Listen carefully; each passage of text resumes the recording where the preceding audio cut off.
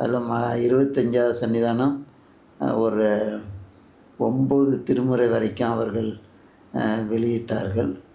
அதன் பிறகு 26வது சன்னிதானம் 11 திருமுறை வெளியிட்டு அதோடு நின்றுட்டுது. இதில் உரை எழுதியவர்கள் யாருமே அவங்க பரிபூர்ணானாங்க. அதன் பிறகு ஒவ்வொருத்தவங்களும் அதில் உரையாசிரியர்கள் பரிபூர்ணானாங்க. சன்னிதானம் வந்து 11ஆம் திருமுறையோடு நிறுத்தி கிட்டத்தட்ட ஒரு 20 வருஷத்துக்கு மேலே அது அப்படியே தடைப்பட்டு நின்றுறது.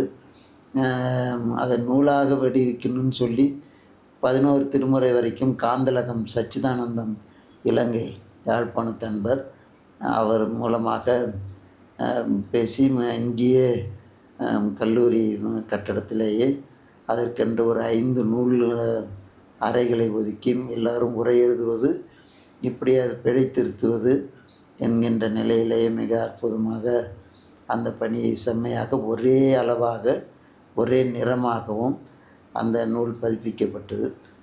11ஆம் திருமுறை வரைக்கும் செஞ்சாச்சு. 12ஆம் திருமுறையில் ஒரு பாகம் வரைக்கும் அவர் கு. சுந்தரமூர்த்தி அவர்கள் எழுதினார், உரை எழுதினார். அடுத்து ஒரு பாகம் உரை எழுதினால்தானே வெளிவர முடியும் என்று அவசரமாக மகா சன்னிதானம் இந்த எண்ணத்தை நிறைவேற்றும் முகமாக ஆதீன புலவர் சிவச்சந்திரனை கொண்டு அதையும் பூர்த்தி செய்து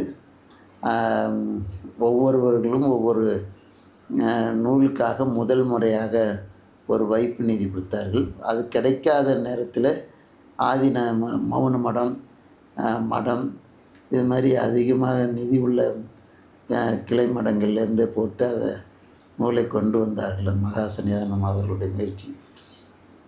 அந்த நிலையில் அப்புறம் அந்த உரையாசிரியர்களுக்கெல்லாம் நம்ம ஏதேனும் ஒரு தொகை கொடுக்கணும், பண முடிப்பு கொடுத்து சிறப்பு செய்யணும். தேடி பார்த்தா பொறுத்தவரை இல்லை, அவர்களுடைய வாரிசுகளுக்காக கொடுக்கலாம் என்று சொன்னேன். அதுவும் சரிதான் என்று சொல்லி மகா சன்னிதானம் அவர்களுக்கு அவங்க எப்போதுமே பெரிய மதிப்பாக செய்யணும்னு நினைப்பார்கள். ஆனால் ரொம்ப அதிகமாக நான் வந்து ஒரு தொகையை சொன்னேன்.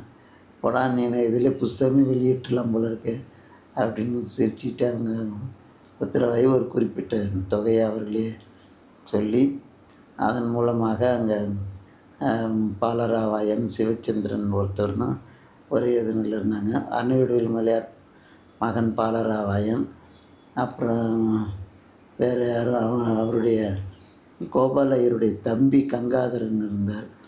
இப்படி அவங்க வாரிசுகளுக்கு சில பேர்களுக்கு உரைக்கும் தொகை கொடுத்தது. அது 3 நாள் விழாவாக மிக சிறப்பாக அது செய்யப்பட்டு வெளிநாடுகளிலிருந்து அப்போதுமே ஒரு திருமுறையை 16 வால்யமாக அது போடப்பட்டது.